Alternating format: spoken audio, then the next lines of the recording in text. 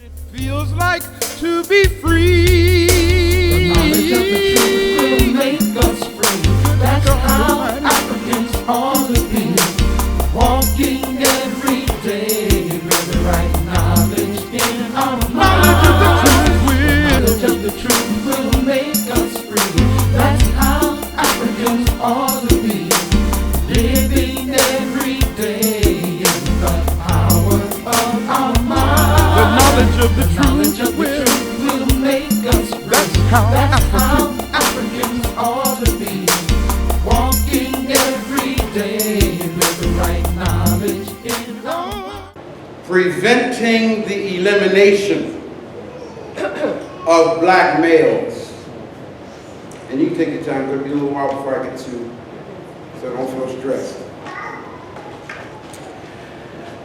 Thank you, Minister Herman, for telling everybody to download thelaw.com, because I was going to ask y'all to do that. It's something you need to keep in your cell phone. And how many of y'all here have smartphones? Let me see your hand. Okay, so while I'm talking today, I encourage you at times to just go ahead and Google certain things that I'm going to say to you. Okay? You may also want to download Black's Law Dictionary. How many of y'all have ever heard of Black's Law Dictionary? Okay? That is the Bible in the court of law. Black's Law Dictionary. So they do have an app. You can just kind of search it and download it to your phone. And in your spare time while you riding or whatever, just kind of, when you know how you waste time on your phone, pull up Black's Law Dictionary, pull up thelaw.com, and just read the definitions of the many legal terms as a part of your preparation for the war that's coming. On Saturday, August the 2nd, first Saturday of this month, as I was about to teach on the subject in Atlanta, conscious but not conscientious, I wanted to take about 5 or 10 minutes just to weigh in on the death of Eric Gardner at the hands of officers in the New York Police Department. And it was something, brothers and sisters, to mind you, this is August the 2nd. As I began to talk about the tragedy of Brother Eric Gardner and his, I'm going to say murder. All right. Yeah. I began to address what I felt was a senseless homicide. And as I was talking about it, which I only planned, like I said, to say about 5 minutes to talk about it, an energy overtook me that Saturday. And I couldn't stop talking about it. I couldn't stop talking about what I saw in the spirit. Now, y'all know I don't talk like that often, so, you know, I try not to talk like I'm deep, because I'm just a down-to-earth brother, you know. But I do have spiritual encounters. And in the spirit, I saw masses of black men being killed at the hands of law enforcement officers. And like I said, I couldn't get away from it, man. And for about 30 minutes to 40 minutes, I'm still talking about our young black men who are going to die. Yeah. Got it? Okay, you can pull up the file. You can pull it up? Okay, good.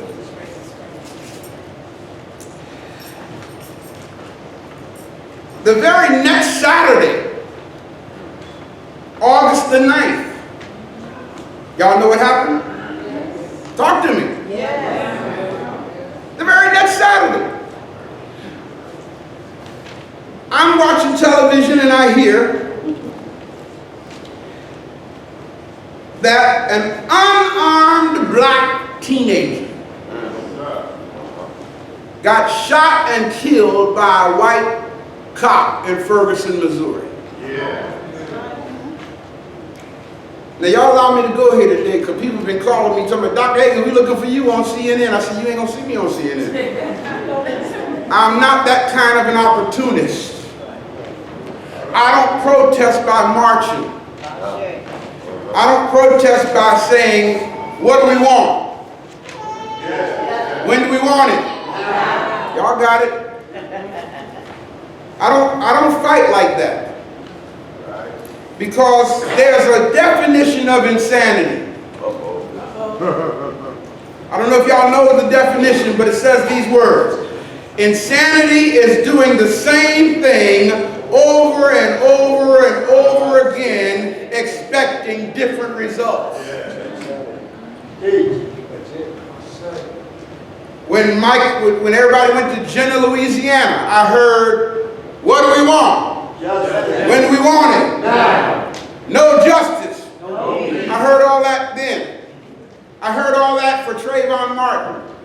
I heard all that for Amadou Diallo. I heard all that every time one of our young brothers gets killed, we get out in the street and start chanting this same song. Yeah. That's right.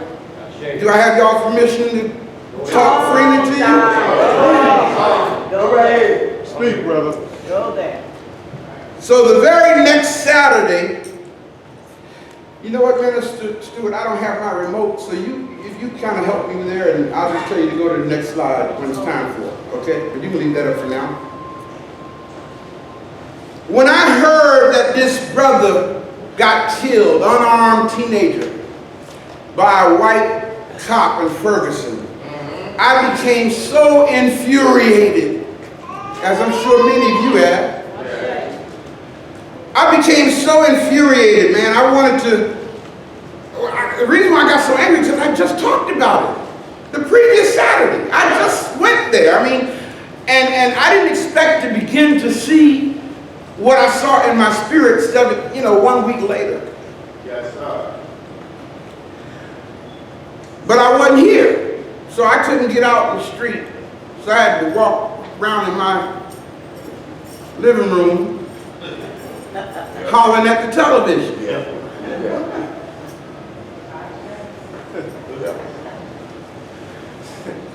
When I saw the anguish on another black woman's face, Right. and saw Michael Brown's mother going through the horror of seeing her son laying there in the street for hours in this heat. Like I said, I started hollering at the television like that was going to do some good. Then I said to myself, self, calm down. What happened? How did it get to this point? What were the circumstances involved here? You see, brothers and sisters, in dealing with black cops against police brutality, I am all too familiar with the inflammatory, listen to me well now, the inflammatory agenda of the media. And the emotional manipulation of groups of people just for the sake of getting ratings. Did y'all hear what I just said? Yes. When I say inflammatory agenda, I mean that's when the media on purpose withholds certain information. And on purpose they exploit other information just for the purpose of manipulating the emotions of the masses. Do y'all not know that people came from across the ocean here to Ferguson, Missouri, and had no idea what happened except what they saw on television? Say that. When you take propaganda and hearsay and it becomes the determining factor in your behavior pattern, that's when you become a fool. Talk, God, talk. I asked you, can I talk today now? Yes, you can. Did y'all catch what I just said? When you take hearsay, what is the other word I just said? And propaganda, and allow it to become the determining factor in your behavior pattern, that's when you become a fool.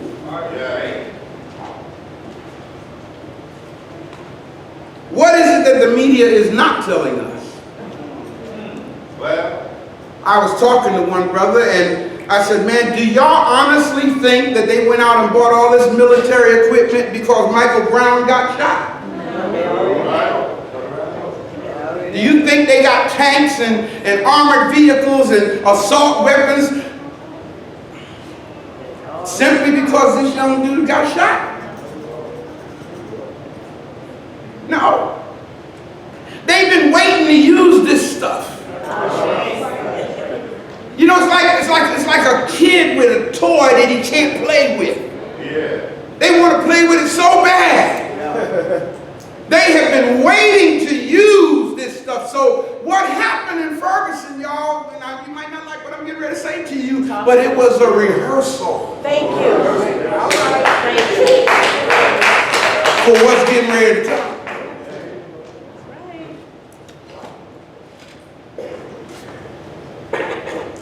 Then when I began to see how much attention this thing was being given by the media, I said, there's something else going on here. Too many times in the history of this country, black males were assassinated by white cops. And I have never seen when the Attorney General is sent by the President to talk to the mother of a young man that got shot and killed as a result of robbing a store. What you saying, Brother Ray? I'm telling you, yeah, and I know some of you not gonna like what I'm about to say, but if the young brother had not robbed the store, he'd be alive today. Y'all hear what I'm saying? See, a lot of, again, what is the media not telling us? What is the media manipulating on our minds? Now, does that mean that his killing was right? No, not at all. It was certainly God. It was I mean, I don't care if he stole the whole store. That's right. That's not a reason to die. But let me deal with that. It was certainly. The killing of Michael Brown by a white cop was merely the last straw of opportunity that broke the camel's back. Y'all ever hear that phrase? Yes. That's the last straw that broke the camel's back. That was the straw that broke the camel's back. In other words, something had been building up and building up and building up and building up all this time, and it only took the weight of a feather to cause everything to explode. Everyone whose thought processes was being manipulated by the media lost it. They went ballistic. Saying enough is enough. We ain't taking it no more.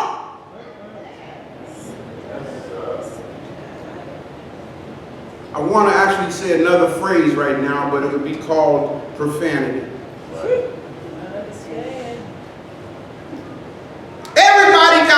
Everybody repeat after me. Everybody got paid. Except the protesters. You got to start learning how to see, y'all.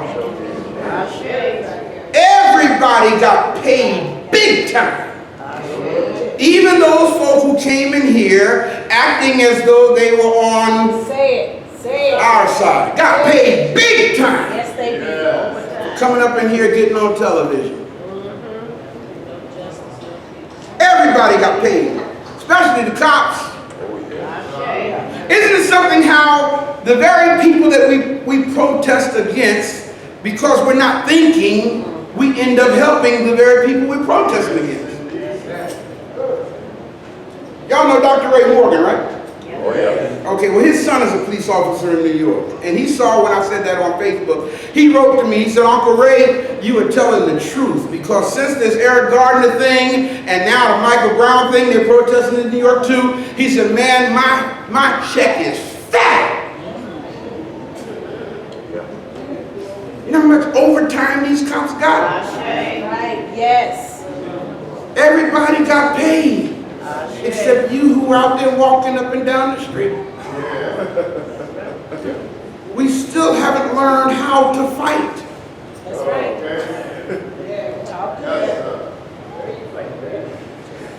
In their attempt to exploit this tragedy, an elderly woman, I don't know how many of y'all saw it, I hope somebody in this room saw what I'm getting ready to say right now. The CNN reporters, well, you know how they just put the mic up to people's face and ask them, so what do you think, da-da-da-da-da-da-da? They put the mic up to one lady's face, elderly lady, when I say lady, I say maybe in her 60s to 70s, somewhere in there, and she was hot. She was upset. I thought she was getting ready to talk about the cop. You know what she said, y'all? She said, if y'all had told us that he robbed a store, half of us wouldn't be out here. That's what that lady said. And you know what's really deep about it? Out of all of the clips that CNN and the media kept playing over and over and over and over and over and over again, they never played her words again. Why not? Why didn't the media re-air what she said? It's called media manipulation. It wasn't a part of their agenda.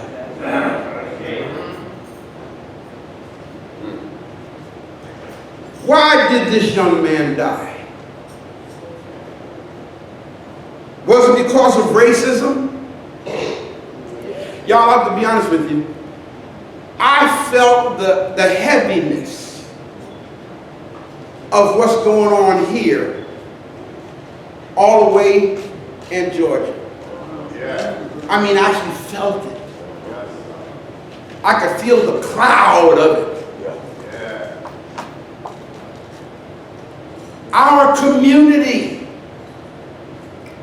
as wonderful and beautiful as we are as a people, just like that little hick town, you know, actually the chief of police of Ferguson needs to go work for Mayberry.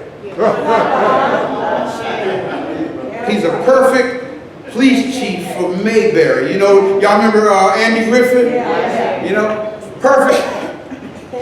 He's not prepared for modern day society and the pressures that come along with it. He's just a little town cop who wasn't ready for this. Why did this young man die? Was it because of racism? Was it because of bigotry? Because whether we want to admit it or not, there are a lot of bigots with badges.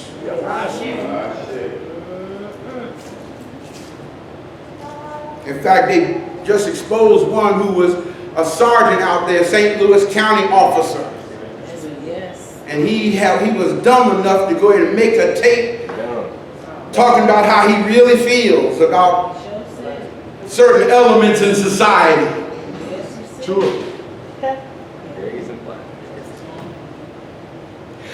Did this officer ride through the streets of Ferguson looking for an African male to kill or harass? Y'all think he just rode through the streets looking for somebody to kill? You know, y'all can hold your comments in, because I'm getting ready to go here with Saul, and I want y'all, everybody, look at the person next to you and say, leave your emotions out of this.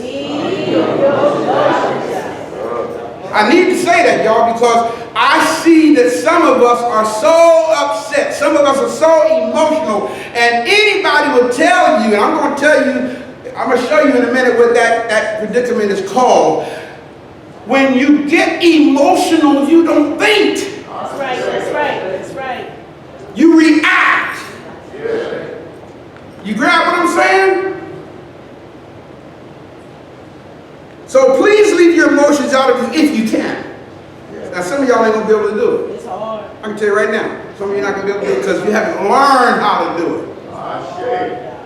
Yes. See, I've encountered some of our folk right up in here, Say it, God. Say it. but when their emotions get high, they just all kind of mess come out their mouth Yeah, Lord. because they're emotional at the moment.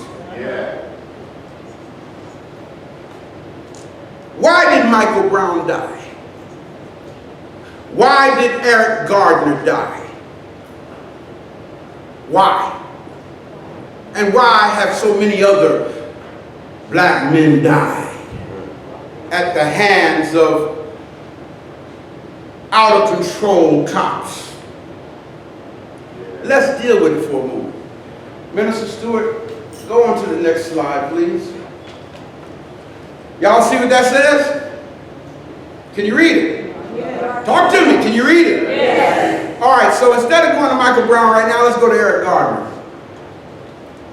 Let's read what the law of New York State says, the New York penal law. Statute 35.27. Justification, use of physical force in resisting arrest is what? Now this is the law. Everybody say this. Say this ain't got nothing to do with what is right. Come on, talk to me. This ain't got nothing to do with what is right. Say it. This ain't got nothing to do with what's wrong. And it really ain't got nothing to do with how I feel. This is about what is legal. Now I'm going to tell y'all right up front, and I know I'm upset you when I say it because I'm upset about it. But guess what, y'all? Mark my word. This man will not be charged. And if he is charged, he's going to be acquitted. Did y'all hear what I said? If they do charge him, it will only be a pacifier. Whew. Anybody got Google on your phone? Google the word pacifier right quick. First person to get it. First person to get it. I want y'all to hear the definition of the word pacifier, because most of us, when we hear the word pacifier, you know what we think about? We think that little piece of rubber in a baby's mouth. The word pacifier existed before they made that little rubber. That's what they decided to call it because of what it does. But who can tell me the definition of the word pacify? What does the word pacify mean? Anybody see it yet? What does it say, Shirley? A pacifier, dummy, binky, or soother is a rubber, plastic, or No, not pacifier, pacify. I'm sorry. The word pacify, P-A-C-I-F-Y. To ease the anger. Okay, now what does it say? To ease the anger. To ease the anger Or agitation. or agitation Of a person or the mind. of a person or the mind or of the people. Is there any more? To calm or soothe. To calm or soothe A feeling such as anger. a feeling such as anger. And number 3. What does it say? To end war. To end war, Fighting. fighting, Or violence. or violence In a region or country. in a regional country. You ain't got to read no more. I think they get the point. They sent a pacifier in here by the name of Eric Holder. Yeah. And you know what Michael Brown's mother said? She said, I feel so much better. Am I making this up? I feel so much better. Why? What was the objective of marching? Justice, right? Hasn't been served yet? No. Then why do we feel better? You see what I'm saying? In other words, when we say this is our objective, this is our goal, this is what we want, And see, the young people today ain't like the young folk when I grew up. These young folk today ain't scared of nothing. Not yet. I mean, these young brothers out here today are warriors. Misguided, but they're warriors. And with the right, proper leadership, they'll be a formidable force to contend with. Y'all grabbing what I'm saying? So, Attorney General Eric Holder, mission accomplished. Yeah. He came in and he actually said to the woman, now listen, I want you to understand, this police officer may not be charged. That's what he told him. He might not be charged. And he had a reason for saying that. And you know why he's not going to be charged? You know the law. Because he didn't break the law. Now, I know y'all don't feel like that. But see, again, there's a difference between how we feel and the letter of the law. That's right. And they know that he ain't going to be charged, so they're trying to come in and pacify everybody and push this matter way off for a couple of months before they let you know their findings. Of course, they're counting on our being pacifists by that time.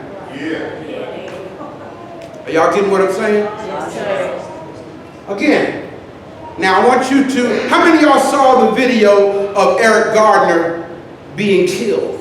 Yeah. And that's just how I'm going to say it. Being killed. Okay, for those of you who saw the video, let's look at this law for the state of New York. A person may not use physical force to resist an arrest. Do y'all see that? Yes. Did Eric Gardner use physical force to resist an arrest?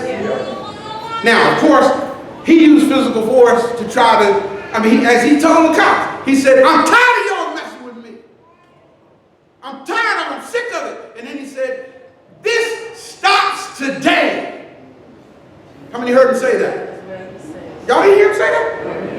Oh, that's what he said. And nobody heard him say that? Or am I making this up? Maybe I'm dreaming. Yeah. He said, this stops today.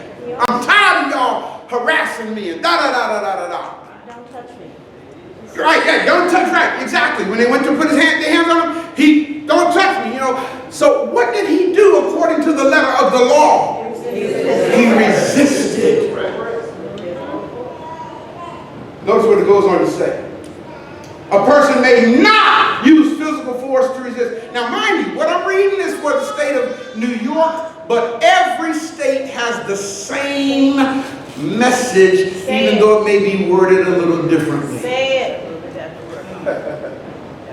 A person may not use physical force to resist an arrest, whether authorized or unauthorized. Are y'all getting this? Whether the arrest is authorized or unauthorized. So in other words, what you're telling me is this law enforcement officer can walk up to me and arrest me without authorization to do so? Which is being affected or attempted by a police officer or peace officer when it would reasonably appear that the latter is a police officer or peace officer. So in other words, what they're actually saying here is, if we're trying to arrest you, you better let us do it. That's right. Now, that doesn't sit well with any of us. Especially when you know you haven't done anything. And that's the number one thing I hear our brothers say. I haven't done nothing. Why you arresting me? I ain't do nothing. Everybody repeat after me. The scene is not the place to state your case.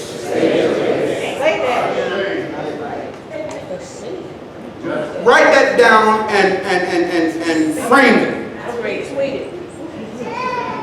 The scene is not the place to state your case. The cops don't give a damn. They're not trying to hear your explanation. They don't want to hear your explanation. Are you getting what I'm saying?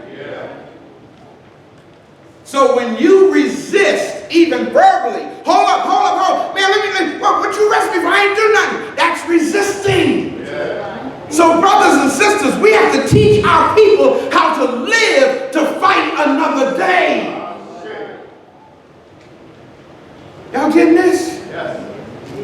Because if you resist, physically or verbally, that automatically takes the cops to the next level in the force continuum. And I just had some stuff printed out to pass to y'all. We'll get to that in a minute. Next slide, please. Notice what it says. Statute 35.30. What was the first word I just said? Say it again. Statute. One more time. Statute. Remember that, because I'm getting ready to deal with that. All right. Statute 35.30, justification, use of physical force in making an arrest or in preventing an escape. Again, this is the state of New York. This is New York penal law. A police officer or a peace officer in the course of effecting or attempting to effect an arrest. Everybody says effect an arrest. Say that. Effect. Come on, talk to me. Effect an arrest. Effect an arrest. Brothers and sisters, hear me very well, please.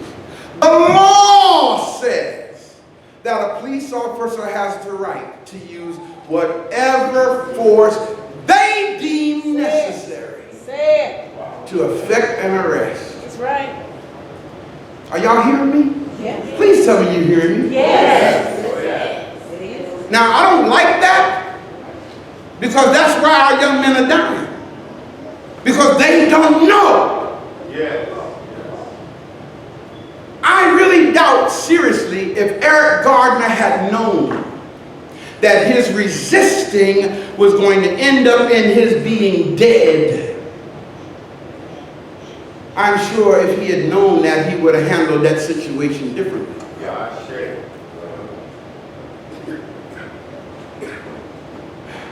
Or of preventing or attempting to prevent the escape from custody of a person. Notice what it says in yellow. What does it say? Read it. Whom he or she what? Reasonably believes. Say it again. Reasonably believes to have committed an offense. That's right.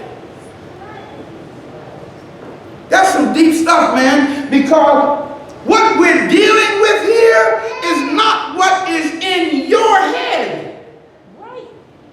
What we're dealing here with is what is in the mind of that law enforcement officer. That's what we're dealing with. That's why this man, Mike, what's his name? Aaron. No, the cop who shot Mike Wilson. Officer, that's why he is not going to be charged. Because out of everything that happened, y'all hear me, I've been through this too many times, I've seen it happen too many times. Out of everything that happened, the only thing that's going to matter in the court of law is what was going on in that officer's mind when he pulled the trigger. Everything that led up to it is literally irrelevant. And of course, after, what was going on in his mind when he pulled the trigger? And you know what's really deep about it? We haven't heard his testimony yet, have we? Let me share something with y'all. Okay? If he was going to be charged, he would have been charged no later than the following week.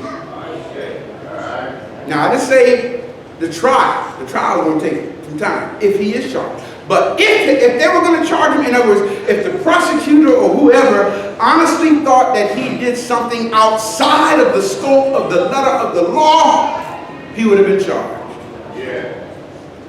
Are y'all getting this? And see, we are emotional, angry, and we're out there demanding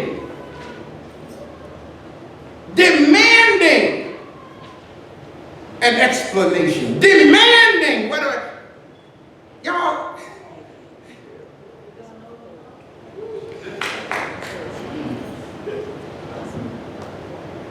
y'all heard me say some time ago that there's a difference between making noise and having a voice? Y'all remember my saying that?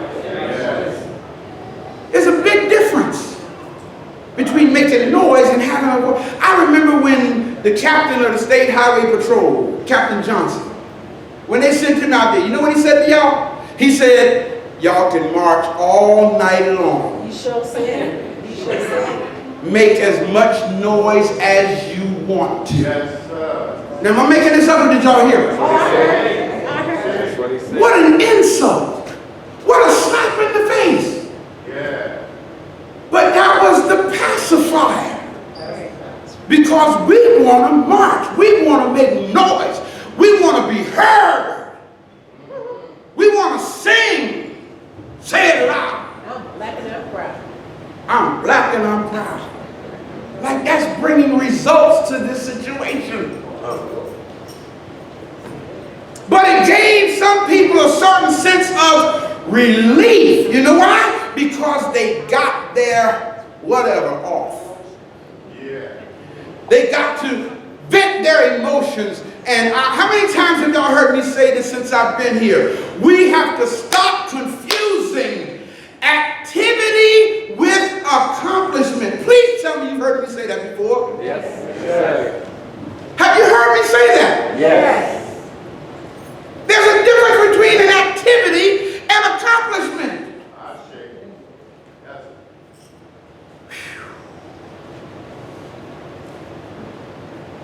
Next slide, please.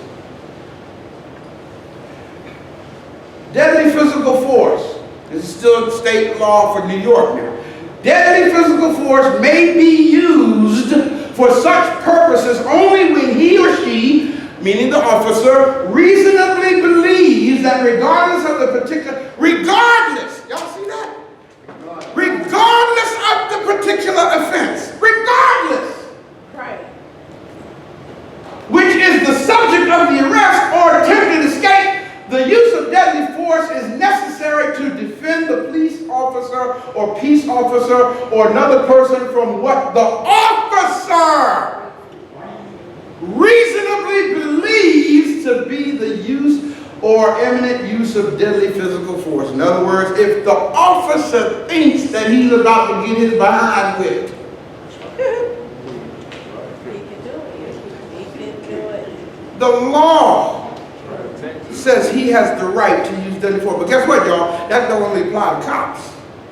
That applies to you too. That is correct.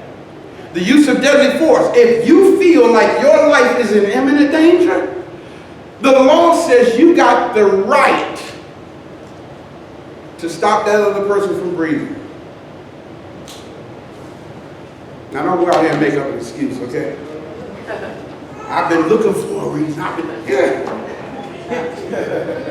Next slide.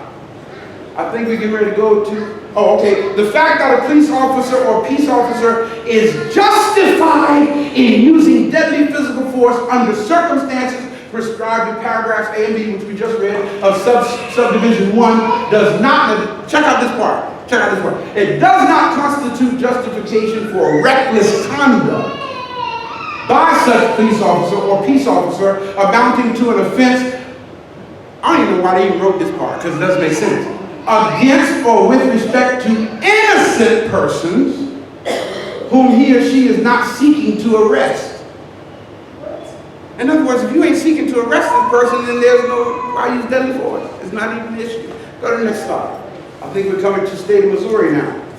Yep. Does everybody know what RSMO stands for? Yes.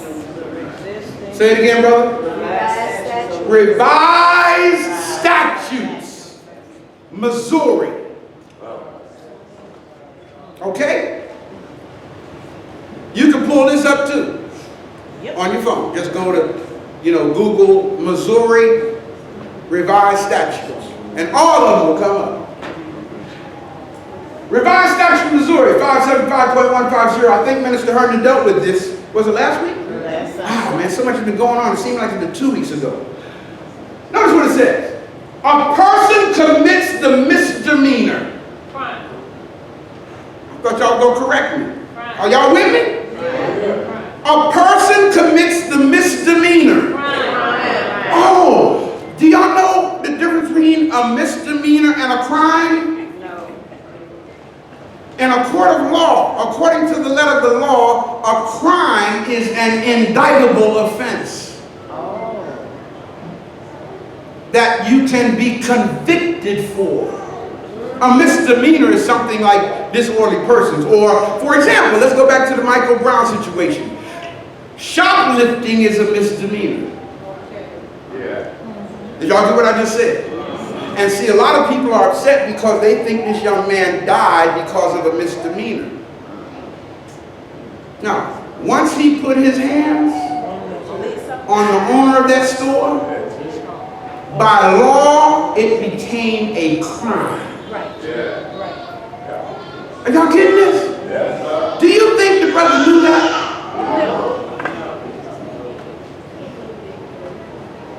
I heard a lot of no's. No, he didn't know it.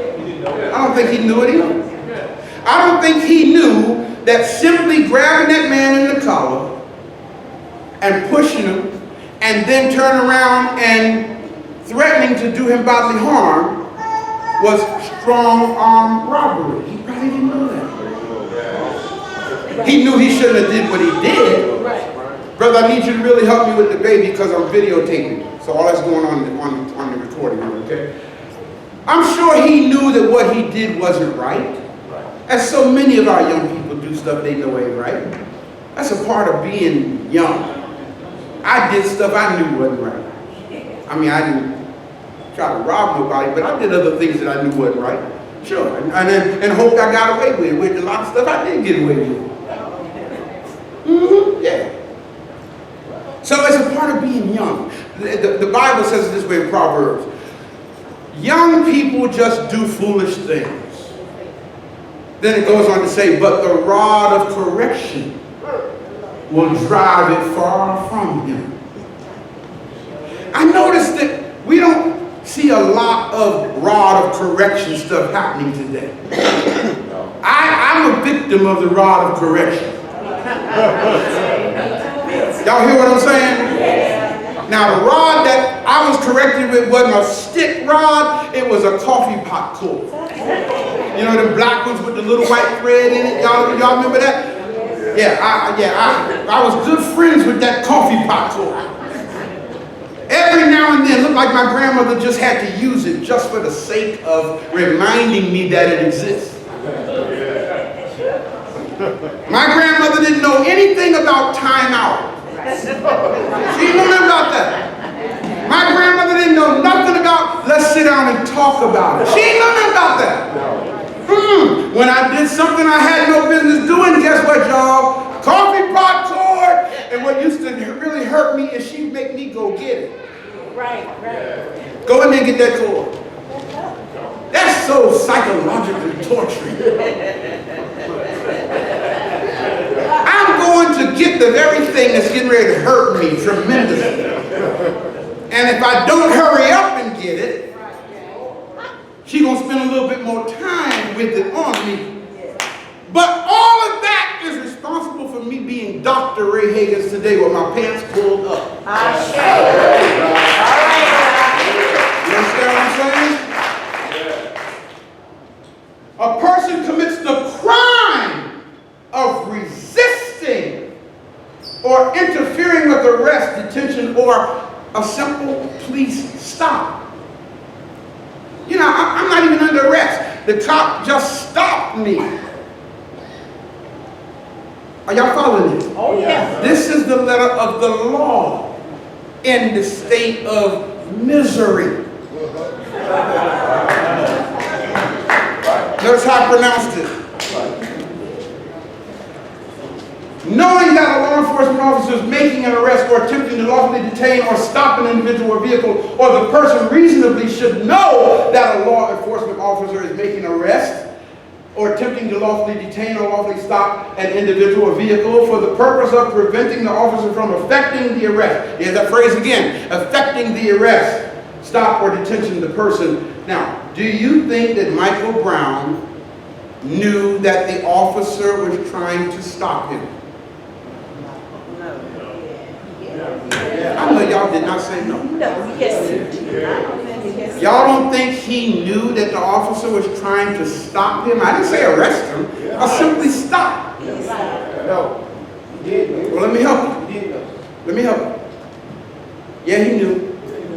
Come on, y'all, please take the angel's wings off this man's back. I had a sister who, one of our ministers, and she called me and she said, Dr. Hagins, don't insult my intelligence. I said, what are you talking about? That was not that boy in that store. I said, okay, sister. Some of us are in so much denial because we're so angry. Don't y'all know that Dorian, his friend, gave a statement to the police about the robbery? Yes. Y'all, some of y'all didn't know that. That's what I'm saying. See, the media ain't gonna tell y'all some stuff because it'll mess with their agenda for emotional manipulation of the masses. They want to just present a certain side of it so you'll stay angry. That's right. Talk, Doc. Why? Because it's ratings. CNN, come on, y'all. Man, they made so much money off of people watching this thing. Yes, sir. And it's deep because I knew they was making money off of it and couldn't get away from it. Yeah. I think maybe the last few days I said, okay, I just can't take this fiasco no more. Because I see what's going on. They're setting the stage, man. They're setting the stage for martial law all over this country. Y'all better hear me. All over this country. And in case you don't know it, I think Minister Herndon touched on it last week. Once martial law is declared, guess what, y'all? The writ of habeas corpus is out the window. You ain't got no rights. You can't even quote the Constitution. Once martial law is declared. Woo! Next slide. Resist the arrest, stop, or detention of such person by using or threatening the use of violence or physical force, or by what? By what? Do y'all see it there? So that means if your nephew, and man, I hope, I pray, I plead with y'all, please, the reason why I'm making this DVD right now is because I'm going to donate 500 of them to schools and community centers and youth organizations. I'm going to just pass them out. I don't want money for them. I'm going to just pass them out. Please, I can't get into all the, I was trying to find a way that I could actually get into these community centers, but I can't get into so many of them. But if we can just get this DVD right here to a youth organization, and have the directors, have the young people sit and watch what I'm saying right now. Maybe it'll save the life of one. Yes, yes. Fleeing from such officer. Wow. In a nutshell, and let me just give you a nutshell statement of what's about to happen here. In other words, in the state of Missouri, if you run from a cop and he has reason to believe that you committed a crime, like seeing some cigarillos in your hand, matching the description of what was just stolen out of the store. Right. Are y'all following this? Right. Then you give him probable cause. And once you run according to the letter of the law, and damn it, I know it ain't right, but it's legal. Yeah. And that's what this fight is with. Yeah. According to the letter of the law, he can use deadly force to stop you. Read. A law enforcement officer need not retreat or desist from efforts to do what, y'all? Affect the arrest. Remember that. That's what we're talking about here. To affect the arrest or from efforts to prevent the escape from custody of a person. What does it say? He reasonably believes. He knows. He reasonably believes. He got proof. He reasonably believes. Thank you. The law doesn't if he thinks it of a person he reasonably believes to have committed an offense because of resistance or threatened resistance of the arrestee. Next slide. Law enforcement officers' use of force in making an arrest. Revised statute in Missouri 563.046. A law enforcement officer need not retreat or desist from it. Did I just read that? Yes. Okay, next slide. In addition to the use of physical force authorized under sections of this chapter, he is, subject to the provisions of section 2 and 3 where we read, justified in the use of such physical force as he reasonably believes is immediately necessary to effect the arrest or to prevent the escape from custody. How many of our people do you think that was out there marching knows this?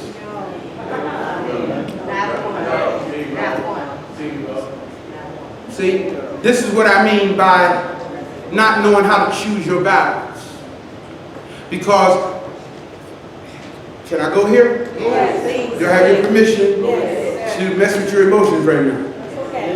Okay. I got to tell you the truth. See, we keep waiting until something happens. And then we want to do something about it. We got to stop that, man. We got to start having sessions, training sessions with our young people to equip them on how to disarm their enemy. Our young brothers don't know how to disarm the enemy. Now I'm going to give you an example of how to disarm the enemy in this kind of situation. See it in your head. Let's determine that this cop that's stopping this young brother is a bigot with a badge. And he's already approaching you, profiling you. Already. Your pants sagging ain't helping. I gotta say that again. Your pants sagging ain't helping. When baggy loose clothing ain't helping. Because they're liable to think you have a weapon under all those clothes. So when the officer approaches you, you know what you have to do to disarm him right off the bat? Is step to the officer, look him in his eye, and say, "Good afternoon, sir. Is there something that I can help you with?" You just messed up his whole program. You messed up his entire program because he wasn't expecting you to come like that. When you step to him without fear, you just messed up his whole agenda. Then you say something like, let me finish this first. Go ahead. A law enforcement officer effecting an arrest or preventing an escape from custody is justified in using deadly force only, this is how it reads in Missouri law, only when he, read what it says, y'all, when he reasonably believes that such use of deadly force is immediately necessary to effect the arrest and also reasonably believe that the person to be arrested. So once you understand this, then you have to disarm that officer. And when I say disarm him, I don't mean take his gun. I don't mean that. I mean eliminate his reason for wanting to proceed further with you. Go ahead. Okay, no, you're right. Oh, okay, thank you. Here's something that many of us suffer from. I don't know if you've ever heard this before. It's called intermittent explosive disorder. And let me share something with y'all that you might not realize. How many of y'all ever heard me talk about the Tavistock Institute? Come on, people, please tell me you heard me talk about that. The Tavistock Institute is a think tank of social engineers. They're PhDs. And they actually sit around the table all day long and think about ways to manipulate the psychology of our young people in the streets. From what they listen to what they wear, to what they eat, Yeah. to how they walk.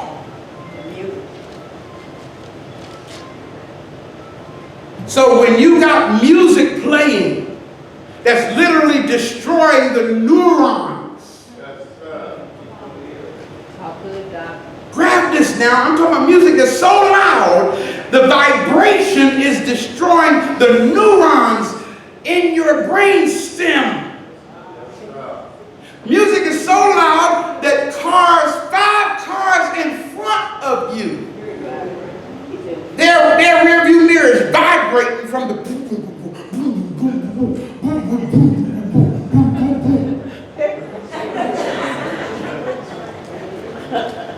in your car. Now what's really deep about, I don't know if y'all have ever experienced that before. Oh, yes. I've experienced it. I've experienced sitting at a light and I am so messed up by somebody else got these speakers bigger than their car. Who came up with that idea? Grab this, y'all. Our young people didn't come up with this idea on their own because too many of them are doing it. It's a concept, it's a fad that's put into our communities to make our young people act a certain way. And one of the things that our young people do not understand is this music is actually designed to cause IED.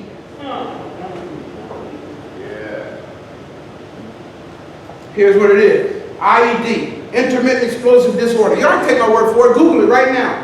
Google intermittent explosive disorder so you don't think Brother Ray is making this up.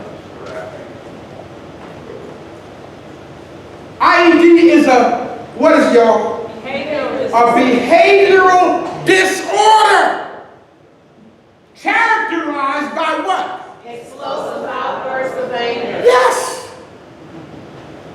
What else? Often to the point of rage. Often to the point of rage. See our young people here. Save them. That when they're approached, instead of responding appropriately, they automatically go into IED. I was so angry from all this that I stopped to get some gas yesterday, and this white boy got out of a Jeep behind me, and he said something, and I didn't understand what he said. And I had to catch myself because I went into IED. I did. I'm pumping gas, and he said something that I didn't catch it. And I said, "What'd you say?" And he came back and said it. I said, "Oh, okay, man, okay." But, you know, an outburst, now here's the deep part about it. I want you to think about everything that's been happening. An outburst that is disproportionate to the situation at hand. Wow. Yeah. See, this is what the media does. The media manipulates us into IED. Yes, sir. Are y'all hearing me? Yes. That's what they want you to do. Trust me, martial law will not come into existence without the assistance of the media. I'll say that again. The media is going to be the primary instrument in bringing their program to pass. Because the media has the ear of the masses. Yeah. How many of y'all saw the movie Swordfish with John Travolta? Oh, yeah. Wow, not enough hands. Yeah. You saw that? If you remember in that movie, John Travolta was talking to the dude who was the hacker. He said, "Man, it's about distraction." Right. Yeah. And then he said, if the eyes see it and the ears hear it, the mind will believe it. So all the media got to do is fabricate some stuff because your eyes see it, That's right. the ears hear it, Right. the mind believe it, and folk jumped on planes and came in here. Sure did. I might have dreamed this because like I said, I was over preoccupied and I couldn't be here. So the closest I could be was right looking at it on my television, allowing the media to manipulate me too. Yeah. I might have dreamt it, but was there a group of Tibetan monks that came in here? Yes.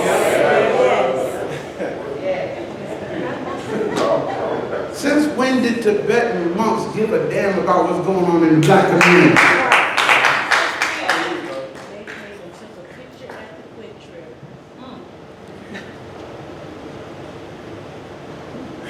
Impulsive, screaming, triggered by what, y'all? Relatively, what I have in yellow? Inconsequential events. People saying, Dr. Hagin, I don't know what you're talking about, man. That wasn't an inconsequential event, man. The whole world focused on Ferguson. We got the attention of the whole world.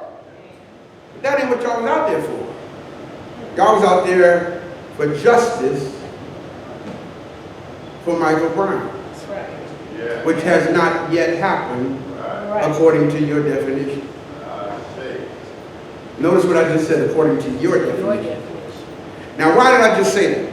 Everybody repeat after me. There's no such thing as justice for a person. Yeah, I said it.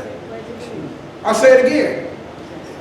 When you try to define what you think justice is, it ain't justice no more.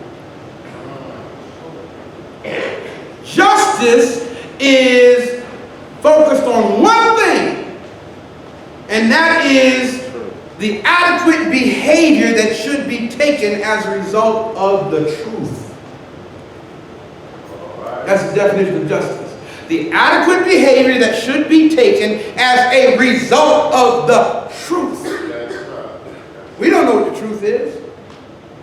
We know what happened, but we don't know what the truth is. And because we got emotional about it, we decided to dictate what justice ought to be, as Michael Brown's mother said. And I think you might have heard the news commentator ask her, what would you call justice? And what did she say? Anybody know? Sorry? The arrest. The arrest, conviction, and imprisonment of this police officer. And nothing else would be justice as far as she's concerned. So you mean to tell me after they go through the system, the legal system, or are you under the impression that it's just not possible for us to get justice in this country? You cannot determine based on what you think happened what justice is. Yeah.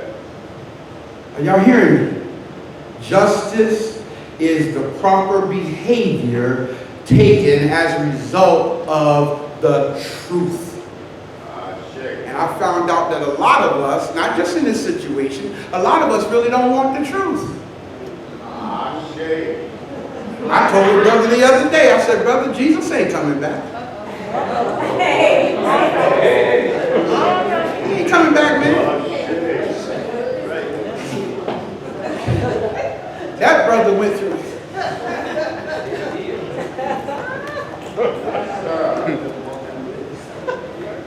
Okay, impulsive aggression is, notice this, y'all, and please remember this. Impulsive aggression. Please say that with me. Impulsive aggression is what? Unpremeditated. Did y'all get this? In other words, impulsive aggression means you didn't stop to think. It's unpremeditated and is defined by what?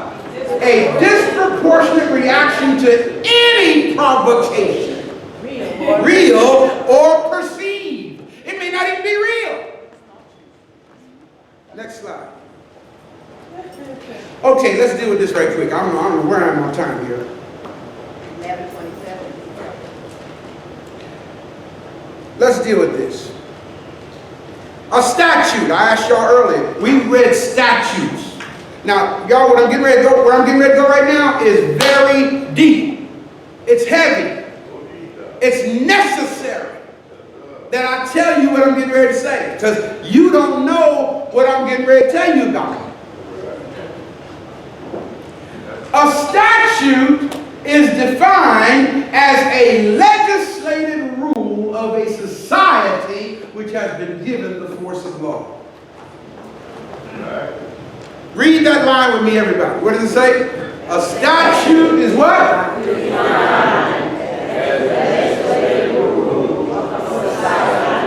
Which has been given the force of law. Everybody say society. Because this is where the hook sets in right here. You need to know what a society is. You think that a society is the populace of people. That's not a society. What is a society? A society is defined what? As a number of people joined by what? Say it again. Say it again. Now I'm telling you Black's Law Dictionary, meaning of the word society. People joined by mutual consent to deliberate, determine, and act for a common goal. Guess what, y'all? We don't have it. I didn't mutually consent with nobody to govern me. Did you? Did y'all? Did anybody call you and ask you, do you agree to being governed by the laws of the state of Missouri? Anybody ever asked y'all that? You did not mutually consent to agree to be governed by these laws that somebody sat down and wrote and made up. But yet you are governed by them. Let's read on. The only form of government recognized as lawful. Y'all, I don't know what other church you're going to get this in. That's right. Not. I'm serious, man. I don't know what other Black organization, whether it's community or religious, that's going to teach you this.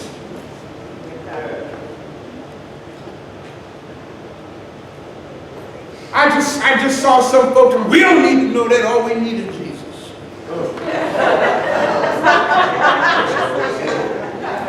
We don't need to know that. We ain't going to be here anyway because the Lord come and take us away from here.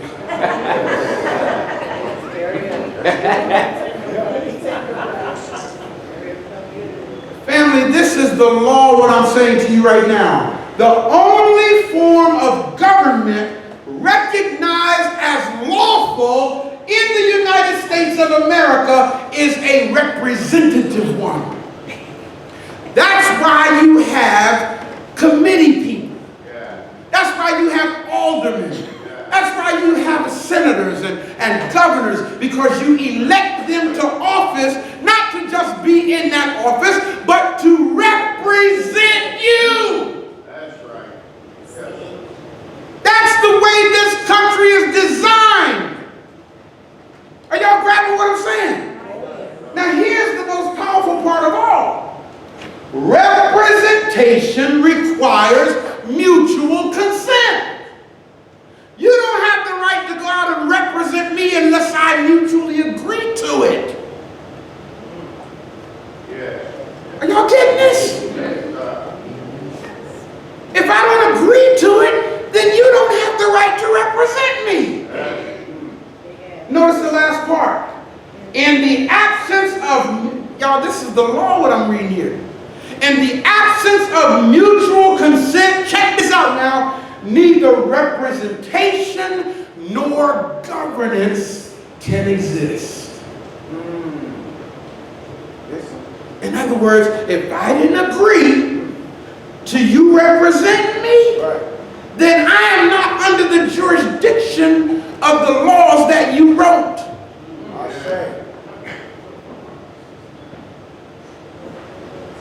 Wow. Now I got to drop this on you.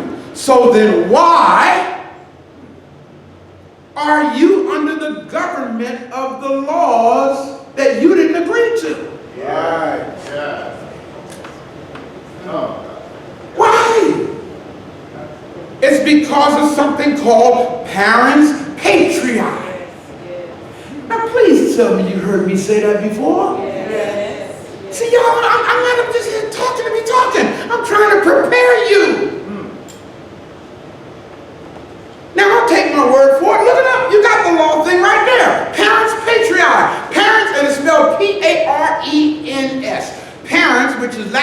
parents. Patriae, which is Latin for to decide for you. The doctrine of parents patriae simply says that the government says that you ain't smart enough to be your own parent. Yeah. So we are going to make decisions for you. Yes. And then tell you what you must abide by. Now, here's how this works. The reason why you are under the doctrine of parents patriae is because from the day you were born until the present moment, unless you've submitted the right documents to get rid of all that, your mother signed some paperwork to get you a certificate of live birth. And when she signed that paperwork, she didn't realize that she was giving the government the power to be your parent. Not just to get a social security number, not just to get a certificate of live birth, but also to make you a ward of the state. Right, right. So because you have been a ward of the state since you've been born, the state is making decisions for you. Yes, sir. Are y'all getting this? Yes, sir. So you say, well, Brother Ray, what must I do to change that? See, in other words, y'all, it's called acquiescence. Acquiescence is when you agree to a thing simply because you haven't said anything otherwise. Right. Y'all okay? I mean, I'm not talking too much stuff for you. I want you to understand how we have to disarm this government from having the power over us. Yes, sir. Otherwise, they will do stuff and make you pay for it. Which has been happening anyway. The people on the state level in Jefferson City making decisions for the citizens of Missouri, and you don't know nothing about it. How you gonna make a decision for me without asking me? But because you are automatically a ward of the state, they have the right to do that. So what you have to do, if you want to do it, I did it. What you have to do is file the proper paperwork to let them know that you do not agree Teach us. to other powers making decisions over your life. That's all you got to do. You have that right. It's called unalienable, not inalienable, unalienable right. You have the right to be a child of God. Governed by common law or the Spirit of God at work in you. Y'all ain't hearing me. I know I done said this before. Yes, you have. Yeah. I think one Sunday not too long ago I had Minister Stewart read excerpts from a document that I filed with Attorney General Holder and Chris Coster. Y'all know who Chris Coster is? Yes. Who does not know who Chris Coster is? Let me see him. Okay, y'all live here in Missouri. Y'all need to know who he is. Chris Coster is the Attorney General of the state of Missouri. Okay? And you need to file the proper paperwork with the Attorney General and Chris Coster, simply letting them know that you don't agree with being governed without your consent. That's all. Well, Brother Ray, you trying to tell us to give up our citizenship? No. This ain't got nothing to do with citizenship, and you ain't going to lose your Social Security.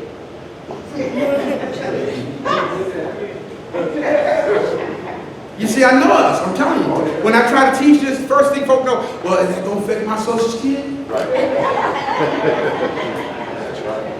No, it's not going to affect your Social Security in any way whatsoever. It's not going to affect anything. Only thing it's going to do is it's going to let them know that you don't agree with being governed by them without your permission. You tell your family that. You tell your loved one. Don't be making no doggone decisions without me knowing about it. Right. But you won't tell that to the government. You grab what I'm saying? Now, how many of y'all got your smartphones out? Got it. All right, Google right now this here. Notice of understanding and intent and claim of right. Don't ask me for mine. Okay, see, you know, it's deep because when I teach on stuff like this, folks bombard me after it's over to my, Dr. Ray, can I see your notice of understanding, intent, claim of right so I can copy yours? No, you don't want to copy mine because you have to be able to stand on your own feet to defend your notice. Yeah. You grab what I'm saying? Yeah. Has anybody Googled it yet? Notice of understanding and intent and claim of right. Notice what it is now. You're serving notice on the government of what you understand about certain laws. Yes, sir. Okay? So it's a notice of understanding and intent. You're serving notice of your intent to not be governed by laws you don't agree with. Are y'all getting this? And then the last part is your claim of right. You are literally claiming what your rights are. You're not sitting back waiting for them to legislate what your rights are. You're claiming it yourself. Yes, sir. Does anybody see it on there? Y'all see it? Notice of understanding, intent, claim of right. There are so many templates there that you can download, fill it out, and send it in. And so now here's what happens. When you fill it out, now please, please don't all y'all do that this week. Because they're going to know somebody in St. Louis is telling these black folk how to have power. You get what I'm saying? Okay, so don't everybody rush into it right now, because for all these documents coming to Eric Holder from St. Louis, Missouri, it's common sense. Now here's how this works. When you go through it, read through it, and see what tailors to you. Put your name in it, pick any one of the templates, okay? Go through it. When you fill it out, you have it notarized by Notary Public. In case y'all didn't know it, a Notary Public is one of the most powerful things on the planet. Because when a Notary Public notarizes your signature, your document, it is equivalent to a court order. Can anybody bear witness to what I'm saying? Yes. Now, here's the other thing. After you have it notarized, you mail it, registered mail. Make 3 or 4 copies of it and have each copy notarized. Don't have it notarized, then make copies of it. Make 3 or 4 copies and have each copy notarized in blue ink signature. Are y'all following me? Yeah. I'm trying to give you the power to disarm the adversary. Yes. Once you have it notarized, send a copy to Eric Holder, send a copy to the Attorney General of Missouri, whatever state you live in, okay? And they have 14 days or 21 days, however many days you put in there, okay, to show you where you are wrong in what you're saying. They're not going to do it though. Because you're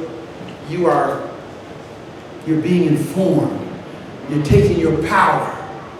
And once they do not invalidate what you said in the given period of time, you establish what is called automatic estoppel.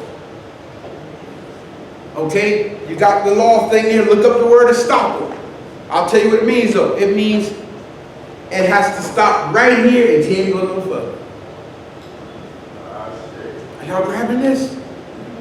Automatic estoppel to everything that you said in your notice of understanding and intent and claim of right. Yeah. Once you get it back, now send it registered mail, not certified mail. Does anybody know the difference? What's the difference? You send it that way, and then they got to sign for it and send you a receipt. Not only do they have to sign for it, certified mail they sign for it. Registered mail means that only the person that you addressed it to can open it. Bro. That's the power of registered mail. Yeah. It is actually a federal crime for anybody to open registered mail other than who it's addressed to. So once you send it to Eric Holder, guess who has to open it? Eric, not his secretary. He has to open it. Once you send it to, I don't know who the Attorney General is here now. I was Chris Costa when I filed mine. Who's the Attorney General here now? Still him. Oh, it's still him? Okay. Only Chris Costa can open it and read it. And once you get the receipts back of your registered mail, that's proof of service. Yeah. Are y'all getting what I'm saying? Yeah. Once the proof is that they've been served, then you attach copies of the proof of service to your notice of understanding and take payment right, and go file it in the Recorder of Deeds office in St. Louis County. If you live out there or in the city here, if you live in the city, you go file it and that becomes your law. Yeah. That becomes your power. And once you have that kind of power in your back pocket, make copies of it. Keep one in your pocket, keep one in your car, keep one under your pillow, keep one, give one to your mama, your grandmama, your uncle. Send copies to the sheriff, the chief of police, because they have to file this in their records. Are y'all following what I'm saying? Yeah. Yes, sir. And this has to go into their computers that you are no longer a statutory citizen. So you do one for a minor child too? Wow. Once you take away the power of their statutes, it puts you on another level. Have y'all ever heard of this phrase before? Diplomatic immunity. Yes. Y'all ever heard that concept before? Yes. That's in essence what we're saying here. Now, of course, to get diplomatic immunity, you got to go to the State Department. But it's the same power. You have your own document here. That is what's called a tacit contract. A tacit contract means, and by the way, y'all, in a courtroom, the most powerful document in a courtroom is called a contract. Yes, sir. Yeah. You got a tacit contract. What makes it a tacit contract? Because you stipulated what is going to be, and when the attorney generals of the country and the state did not respond to you in the given amount of time, that contract went into effect because of acquiescence. Am I talking too much, y'all? No, no. Keep going.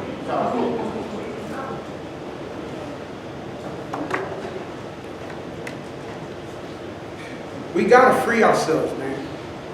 You will never be free as long as you are governed by their statutes. Please hear what I'm saying. You just keep getting angry. And you'll keep marching. And they're going to let you march because they have learned that black folk like to march. That's why Captain Johnson went and told all of us, y'all march all night long if you want to. Make all the noise you want, because that ain't going to change a doggone thing. You might feel better, but it ain't going to change the law. That's right. We march. Brothers and sisters, these laws that I just read to you, these statutes, they need to be changed. Yeah. Do y'all hear what I'm saying? Those laws need to be changed so that these cops will stop getting away with this mess. Yes, sir. They need to be, listen, they've been revising them. So why can't we get together and revise it and submit it to the state representatives? Put it on the floor. Why can't we do that? That's right. No, that's, Yes, we can. We can do that. now that's power. Thank you. That's power. Now that's We ain't got to get out and say no justice, no peace. Right? Rewrite the damn law. Right. That's right. That's the power. Yeah.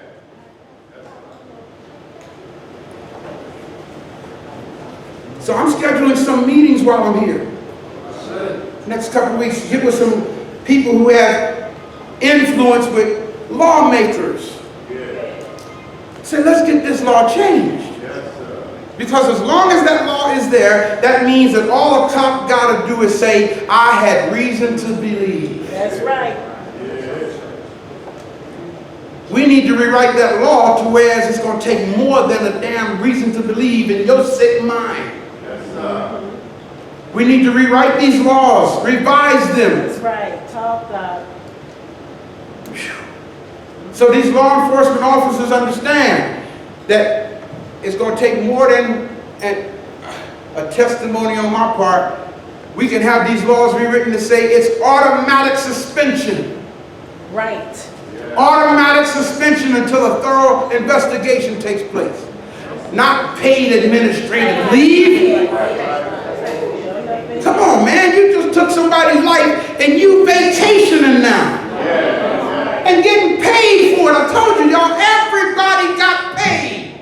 Except the protesters. Right. Got to change these laws, family. Let me close with this last thing here. Yes, that's what I'm going to close with. Do y'all have the papers, Force Continuum and law enforcement? Pass them out. Brothers and sisters, the paperwork that I'm giving to you right now,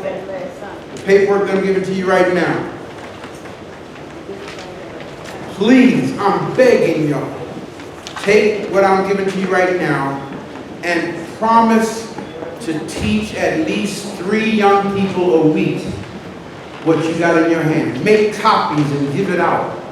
If you have access to a copier on your job, make a whole lot of copies and just give it out. Are there any, everybody got one?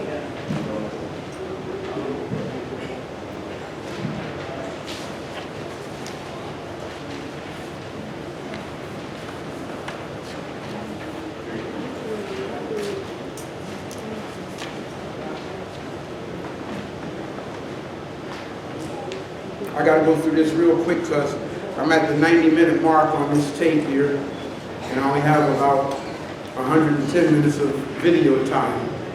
So I got to go through this in about 10-15 minutes here.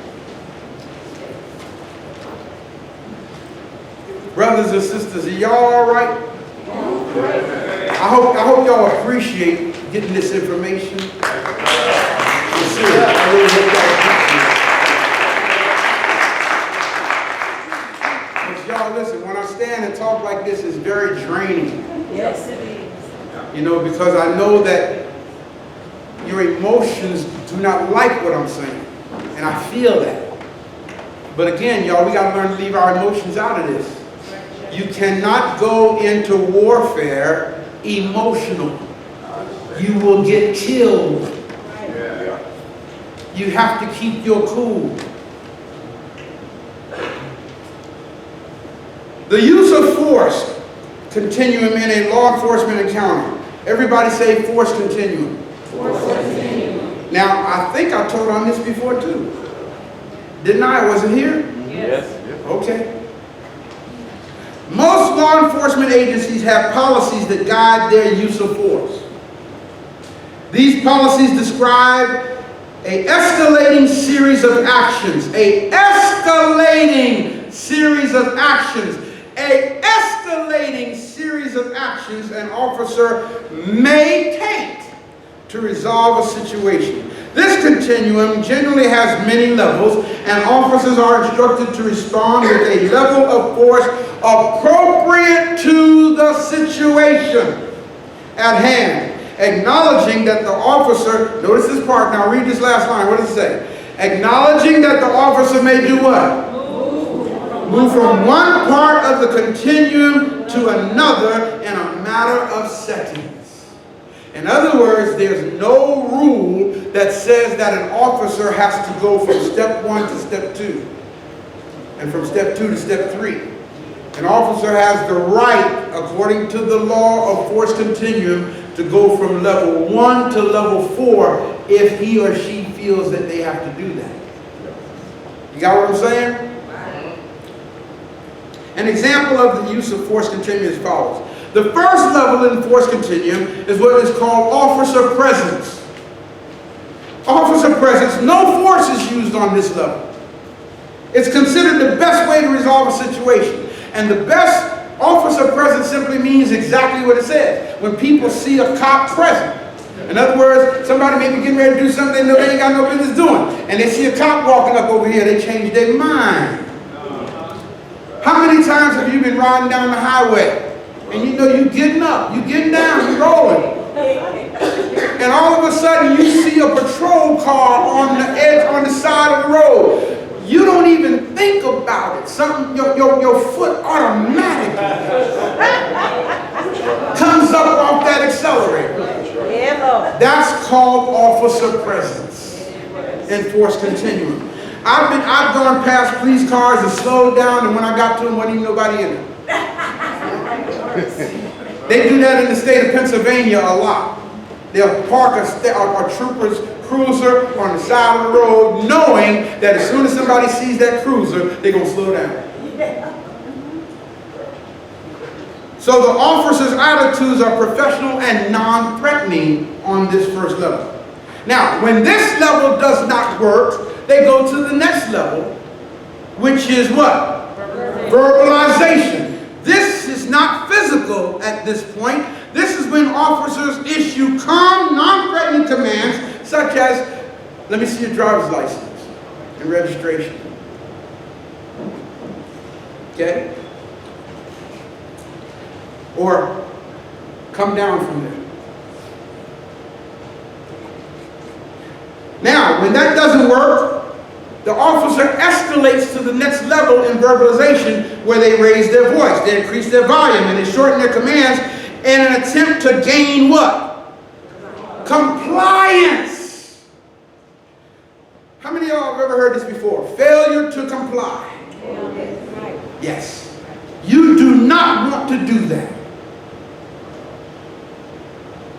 Short commands might include stop, freeze, don't move.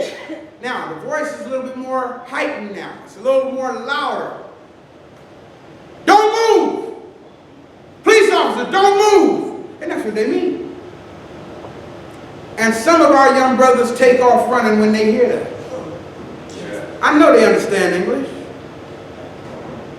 I know they do. Personally, in this situation, this tragedy that we just had, now, I could be wrong, but let me tell you what I think happened. Now, this is Ray Hagen's conjecture here. What I think happened is when the police officer backed up and confronted Michael, Michael knew that he had just robbed a store. So he's got to get out of here now. He's got to book, he's got to bounce. What did he say? Bounce. He's got to bounce. He knew he had just robbed the store. The broadcast went out. And when this officer backed up with the purpose of preventing their path any further, it's like, oh man, shoot. I can't get caught with this right here. I'm getting ready to go to college. Y'all getting this? I'm getting ready to go to college, man. Can't mess that up. So let me take a chance on getting away. Not knowing the letter of the law that says now you can take that officer to a higher level in the force continuum. Our young people don't even know anything about what you're reading right now in the paper. The next level, if verbalization doesn't work, is called empty hand control. Now, in your mind, I want you to see the situation with Eric Gardner. They were using the level of voice command, and it wasn't working. So then the police officers used the next level of force and force continuum, which is empty hand control. Officers use bodily force to gain control of a situation. Soft technique, officers use grabs, holds, joint locks to restrain an individual. I'm sure you've probably seen that where officers got somebody's hand behind their back. If the soft technique is not working, what then they use next? It's right there in front of you, family. You got to try to guess. What is it? Hard technique. Officers use punches and kicks to restrain an individual. Let me show you what I'm talking about. I saw it. Maybe you didn't see it. After they got into this thing for a few nights, they arrested this guy. They arrested him, and they were carrying him to the detained vehicle. In handcuffs, he's still kicking him and wrestling. Now, because the cameras was on him, the cops had to be careful. But even handcuffed, the very fact that he was still kicking everything, guess what, y'all? By law, that's called resisting. If the cameras hadn't been there, I'm sure a few punches would have been thrown to try to get him to calm down. Next level is what? Less lethal methods. Officers use less lethal technology to gain control of the situation, such as, now open hand techniques are not working now. Okay, he's still resisting, then they start using what's called blunt impact. That's when they use their baton or a projectile like rubber bullets to immobilize a combative person. Or chemicals, what we call pepper spray, mace. Officers use chemical sprays or projectiles embedded with chemicals to restrain an individual. And then when that doesn't work, there's another level that's less lethal. It's called conducted energy devices. Most people call them tasers. By the way, I'm going to ask a question because I have not seen it, because I saw the shooting of this other brother over there on Riverview. On Riverview and McLaren. You know, and it's deep. Now let me share right quick what I'm talking about. Okay. In my opinion, there was no need for both cops to shoot him. That was completely unnecessary, in my opinion. But it was in my head that mattered. It's what in whose head? The officer. The officer. Reasonable Right. belief. Now, here's how this goes. Let me give you their explanation for what they did. I'm gonna tell you right off the bat what he's gonna say. Okay? The officer that was on the passenger side on the sidewalk, okay, who the guy was closest to, he was coming toward him. So that officer had a reasonable right to fear for his safety. Yes. Okay? And another thing, so that y'all will know this, officers are trained to shoot center mass. Did y'all hear what I said? Yes. Y'all know what center mass is? Yes. Right here. They're not trained to shoot in the leg, okay? Especially when you're trying to stop somebody, because they may keep coming. Okay? They're not trained to shoot in the arm. No, they're trained to shoot right here, center mass. Okay? And if necessary, then they have to act like it's the Walking Dead and shoot him in the head to stop the person. So that's what it's about, stopping the advance. Is it right? No. Is it legal? Yes. Yes. That's why I said these laws got to be changed, man. Now, here's what I was about to ask. I haven't seen it. When Queen Angela and I were talking about it, we were talking about the use of tasers. Especially this young man on Riverview in McLaren. Okay? But you know something? Now, I could be wrong. I haven't seen too many St. Louis City cops with tasers. They have them. Some have, but some don't. That's what I was told. And I was sorry. You know, it's really deep because, yeah, I mean, you know, I notice stuff like that.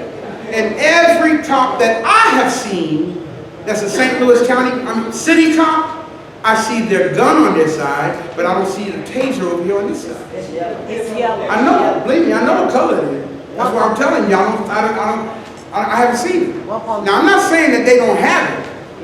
I'm simply saying that most St. Louis City cops that I've seen don't have tasers. Now, I want y'all to start noticing that. Okay, when you leave about here today, every cop you see if they have a taser. Yes, sir, brother.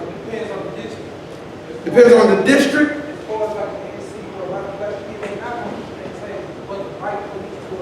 I can't hear nothing you're saying, man.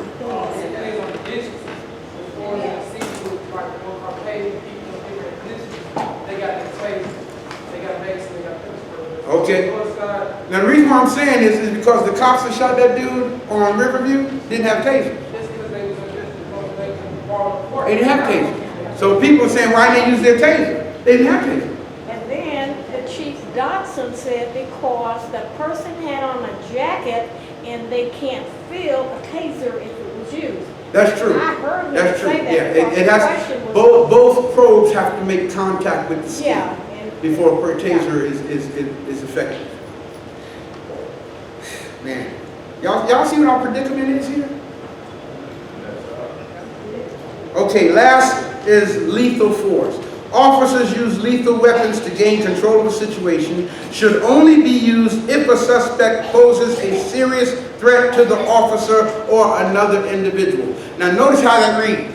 It should only be used if the suspect poses a serious threat to the officer. Most states in this country have that wording, but not Missouri. Missouri, we just read it. Somebody can be running from the officer. That's right. In Missouri, and in Missouri, the cop got the right to use deadly force to effect an arrest. What kind of daggone sense does that make? How you gonna use deadly force to effect an arrest? How you gonna arrest somebody if they're dead? Only Missouri, man, got that. Officers use deadly weapons such as firearms to stop an individual's actions. Brothers and sisters, there is so much more I can say on this. I know that's right. There's so much more I can say on this. I'm going to end this and then take a couple of minutes of Q&A, okay? But I want to actually formally end this for the sake of the video that's recorded. All right?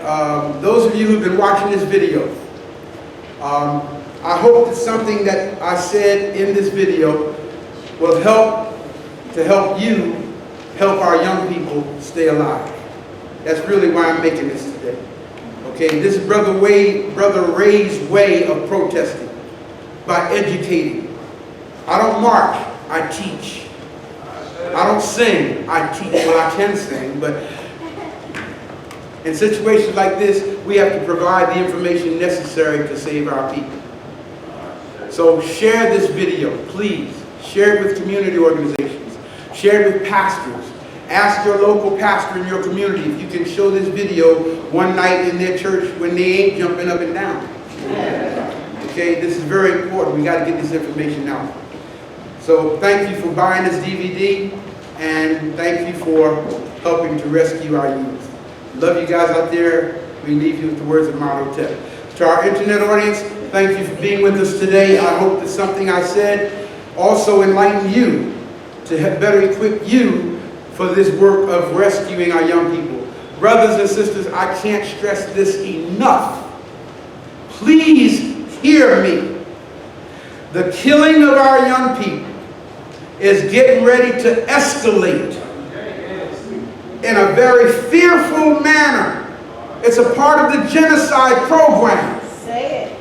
The people who used to wear white hoods and white robes, they're wearing badges and black robes now. And we got to prepare our people to deal with this warfare. So please share this information with others. Thank you for being with us. Now take a moment before you cut us off. Take a moment and send a donation here to help us with the work that we're doing here at the African Village. Go to AfricanVillage1@AOL.com. That's African with the letter K, AfricanVillage1@AOL.com. And donate whatever the Creator places on your heart to send us to help us with the work here. Guys out there, we love you. We thank the Almighty for you. And until next time, everybody out there, stay strong. Let's give our internet audience a hand, family. That's how Africans ought to be, walking every day with the right knowledge in our minds. Knowledge of the truth will make us free. That's how Africans ought to be, living every day in the power of our mind. The knowledge of the Knowledge of truth the truth will make us free. That's how Africans ought to be, walking every day with the right knowledge in our mind. the knowledge of the truth will make us free. That's how Africans ought to be, living every day in the power of our mind. the knowledge of the truth will make us free. That's how Africans ought to be, walking every day with the right knowledge in our mind. the knowledge of the truth will make us free. That's how Africans ought to be, living every day in the power of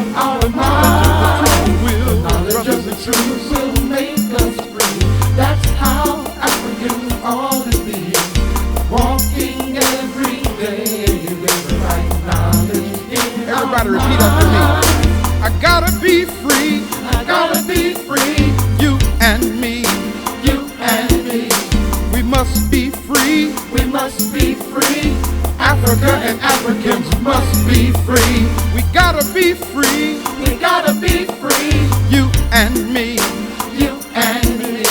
We must be free, We must be free. Africa and Africans must be free. we gotta be free, We gotta be free. you and me. You and me. Oh, we must be free. We must be free. Africa and Africans must be free. We gotta be free, We gotta be free. you and me. You and me. We must be free, We must be free. Africa and Africans must be free. We're gonna be free, We're gonna be free. oh, you and me. Oh, you and me. Oh, we must be free. We must be free. Africa and Africans must be free. We gotta be free, We gotta be free. you